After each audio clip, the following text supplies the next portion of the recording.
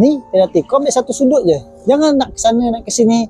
Satu sudut je. Dia dah nak tendang tu jangan pergi tukar ke belah sana pula kan.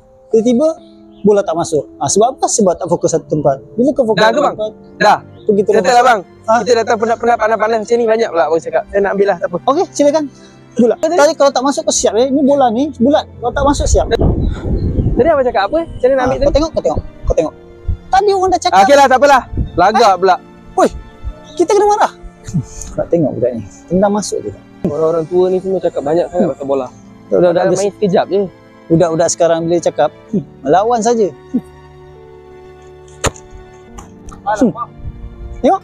Tengok. Apa jadi? Itulah budak-budak sekarang. Bila cakap melawan. Action.